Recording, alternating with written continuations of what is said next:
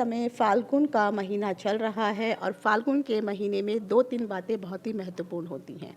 Number 1, जब भी फाल्गुन का महीना आता है धीरे धीरे समाप्त सर्दियां होने लगती हैं और गर्मियों की तरफ हम बढ़ने लगते हैं। फाल्गुन के महीने में होली मनाई जाती है, लेकिन होली मनाने से पहले कुछ ऐसे अशुभ दिन आते हैं जिन्हें हम होलाष्टक के नाम से जानते हैं। यह होलाष्टक क्या होते हैं, इनमें क्या काम कर सकते हैं और क्या नहीं कर सकते, और होलाष्टक की शुरुआत आखिर कब से हो रही है। इस साल होली की तिथि को लेकर के भी बहुत कन्फ्यूज़न है, कौन से दिन होली मनाई जाए। लेकिन एक चीज़ याद रखिए, जब आप होली खेल रहे होंगे, रंगों वाली होली खेल रहे होंगे, उस समय भी एक बहुत ब्रह्मांड में एक अलग से ही ग्रहों की स्थिति बन रही होगी। उस दिन 2025 का सबसे प्रथम पूर्ण चंद्र ग्रहण लगने वाला है। ये पूर्ण चंद्र ग्रहण कहाँ-कहाँ लगेगा? क्या आप भारत में इसका जो है दृश्य होगा या नहीं होगा? जहाँ पर भी ये चंद्र ग्रहण लगेगा तो क्या वहाँ के लोगों को ही इसका शुभ या अशुभ फल प्राप्त होगा, या जितने भी लोग धरती पर रह रहे हैं उनको भी इसका शुभ या अशुभ फल प्राप्त होगा? इस बार की होली में क्या खास बातें हैं, इन सभी चीज़ों की जानकारी लेकर के मैं डिम्पल शांडिल्या जिज्ञासा ज्ञान की प्यास के माध्यम से अपने सभी नए पुराने दर्शकों का हार्दिक अभिनंदन करती हूँ। नमस्कार, आप सभी को मेरी ओर से होली की हार्दिक शुभकामनाएं। जिज्ञासा ज्ञान की प्यास यूट्यूब चैनल में आप सभी का डिम्पल शांडिल्या की ओर से हार्दिक अभिनंदन है। अगर वीडियो में दी गई जानकारी आपको मूल्यवान लगी हो तो इस चैनल को लाइक, शेयर और सब्सक्राइब करना ना भूलें। वीडियो देखने के लिए धन्यवाद। देखा जाए तो सबसे पहले लोगों के मन में कन्फ्यूज़न है कि होली आखिर किस दिन मनाएं। शास्त्रों के अनुसार देखा जाए तो जब भी होली का त्यौहार आता है तो फाल्गुन मास की पूर्णिमा तिथि के दिन ही होली मनाई जाती है। होलिका दहन होली से एक दिन पहले होता है। सबको होलिका दहन की कथा पता है। प्रहलाद को उसकी बुआ जलाना चाहती थी क्योंकि उनके पिता ने उनको ऐसा कहा था, लेकिन विष्णु भगवान के आशीर्वाद से प्रहलाद बच गया और पापीन होलिका जल गई। इसीलिए बुराई पर अच्छाई का प्रतीक होली का त्यौहार हम सब लोग मनाते हैं।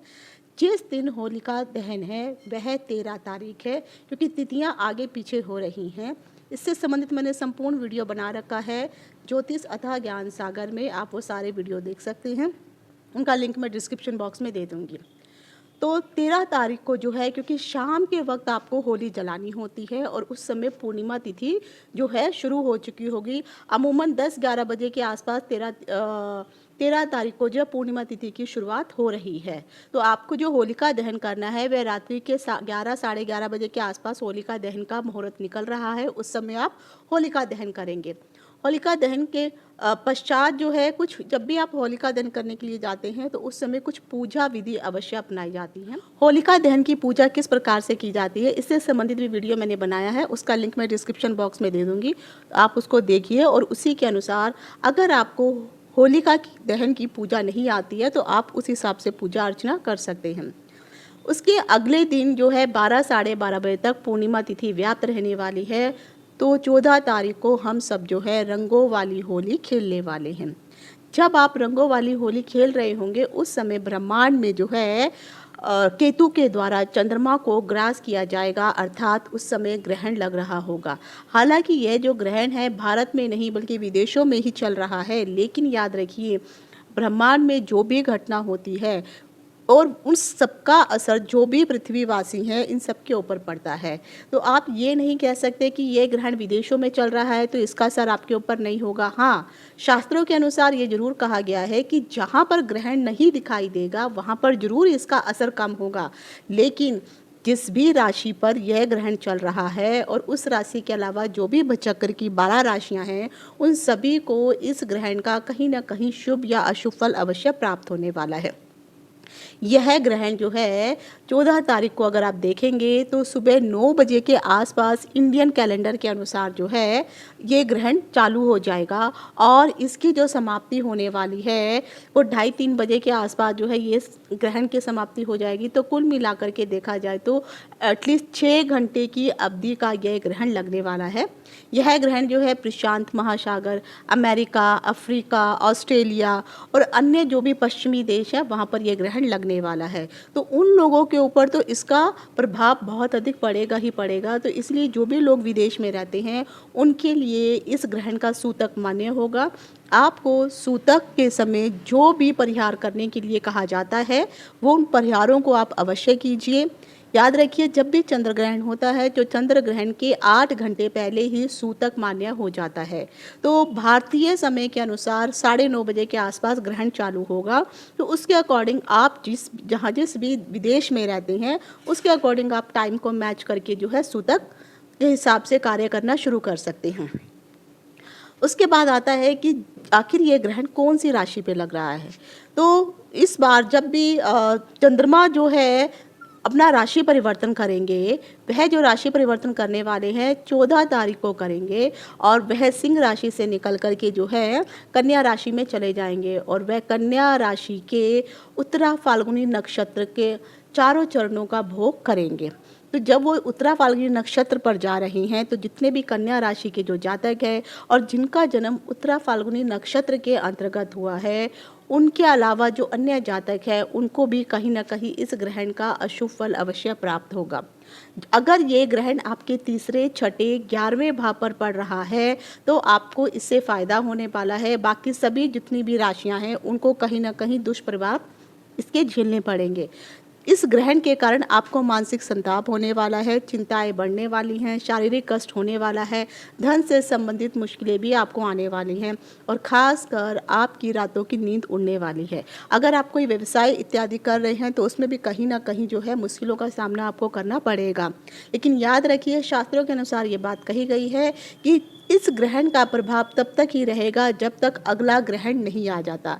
तो 2025 में जब भी अगला ग्रहण आएगा, चाहे वह सूर्य ग्रहण हो या चंद्र ग्रहण हो, तब तक ही इस ग्रहण का दुष्प्रभाव या शुभ प्रभाव जो भी आपको प्राप्त हो रहा है ये तभी तक मान्य होगा और उसके पश्चात जब नया ग्रहण लगेगा तो उसके अनुसार फिर जो आपको शुभ या अशुभ फल प्राप्त होने शुरू हो जाएंगे। जिस दिन आप होली मना रहे हैं, होली वाले दिन जो है याद रखिए उस समय शूल योग भी बन रहा है। तो शूल योग जो है एक कठोर योग माना जाता है जो शुभ नहीं होता है। तो जब भी आप होली खेलने के लिए जाएंगे तो याद रखिए किसी को भी आप होली खेलने के लिए ज़बरदस्ती नहीं करेंगे। अगर किसी के साथ आपने, महिला या पुरुष के साथ किसी भी प्रकार की कोई ज़बरदस्ती होली खेलने के लिए की तो कहीं ना कहीं वह होली आपके लिए शूल की भांति चुभने वाली हो जाएगी। तो जो आपके साथ होली खेलना चाहता है सिर्फ आप उन्हीं के साथ ही होली खेलिए, बाकियों को परेशान ना करें। साथ ही साथ जिस दिन ये होली का त्यौहार आप लोग मना रहे हैं, बच्चों के लिए भी आपको जो है ध्यान रखने की ज़रूरत है क्योंकि ग्रहण का समय भी चल रहा होगा। जो भी लोग विदेशों में रहते हैं जब वहाँ पर ग्रहण चल रहा होगा तो उस समय कुछ उपाय आपको ज़रूर करने चाहिए। इवन जो भारत में भी रहते हैं और जो भी भारतीय और जो भी मैंने ग्रहण की जो राशियाँ मैंने बताई हैं, इस राशि पर जो ग्रहण का असर हो रहा है आपको भी ये उपाय करना चाहिए क्योंकि आपको मानसिक संताप होने वाला है। तो जब भी ग्रहण चल रहा होगा तो ओम नमः शिवाय के मंत्रों का जाप कीजिए। शिव जी के जो भी मंत्र आपको आसान लगते हैं उन मंत्रों की आप चैंटिंग करना शुरू कर दीजिए। ग्रहण के समय हो सके तो सफ़ेद रंग की जो भी वस्तुएं होती हैं, चाहे चावल है, चीनी है, दूध है, यह 6 घंटे तक आपको रखना है और उसके पश्चात जो है आप मंदिर में जाके इसका दान कर सकते हैं। शिवलिंग पर हो सके तो जलाभिषेक, रुद्राभिषेक ये जरूर आप करके आइए हर सोमवार के दिन। तो कहीं ना कहीं कन्या राशि वालों को इसका जो भी दुष्प्रभाव आपको मिलने वाला है वह प्रभाव थोड़ा कम हो जाएगा। और एक महत्वपूर्ण बात, जितना हो सके इस समय पानी को ज़्यादा ग्रहण कीजिए। अगर आपके पास सिल्वर ग्लास इत्यादि है तो चांदी के बर्तन में पानी या दूध पिएंगे तो उससे कहीं ना कहीं आपको फ़ायदा अवश्य होगा। ग्रहण से संबंधित एक महत्वपूर्ण बात और कहना चाहती हूँ मैं कि याद रखिए, चाहे ये ग्रहण विदेशों में ही लग रहा है लेकिन दुष्परिणाम कम ही मिलेगा। लेकिन भारत में यानी इस संसार में जो भी मनुष्य यहाँ पर रह रहा है उनको इसका कुछ ना कुछ दुष्प्रभाव तो झेलना पड़ेगा ही। इसीलिए जो भी मैंने आपको उपाय बताए हैं ये उपाय आपको भी सर्वमान्य होंगे और आपको भी ये उपाय करने होंगे। तो होली के दिन आप होली खेलिए। साथ ही साथ जो है होली से 8 दिन पहले होलाष्टक की शुरुआत हो जाती है। ये जो होलाष्टक हैं यह शुभ नहीं माने जाते हैं। तो जो होली है वो पूर्णमासी के दिन पड़ेगी। तो पूर्णमासी से 8 दिन पहले अर्थात जब फाल्गुन मास की अष्टमी तिथि से लेकर के जब तक पूर्णिमा तिथि व्याप्त रहेगी तब तक यह होलाष्टक भी व्याप्त रहेंगे। तो पूर्णिमा तिथि से अष्टमी तिथि तक का जो है होलाष्टक का समय है। इस समय किसी भी प्रकार का कोई भी शुभ कार्य नहीं किया जाना चाहिए। शुभ कार्यों के लिए शास्त्र में कहा गया है, कोई आप नया कार्य, व्यापार इत्यादि या शादी से संबंधित या फिर जो भी 16 प्रकार के संस्करण इत्यादि होते हैं, ये सारे कार्य इन दिनों में नहीं किए जाने चाहिए। हालांकि होलाष्टक से संबंधित भी मैंने वीडियो बनाया है, उसका लिंक भी मैं डिस्क्रिप्शन बॉक्स में दे दूंगी, तो आप होलाष्टक से संबंधित जो भी महत्वपूर्ण जानकारी है वहाँ से आप अच्छे से प्राप्त कर सकते हैं।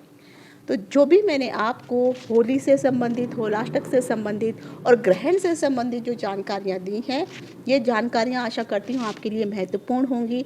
और इन सबसे संबंधित मैंने वीडियो ऑलरेडी अपने अन्य यूट्यूब चैनल ज्योतिष तथा ज्ञान सागर में बनाए हुए हैं, लिंक डिस्क्रिप्शन बॉक्स में दे दिया जाएगा, वहाँ से आप सारे वीडियोज़ 1 बाय 1 देख सकते हैं।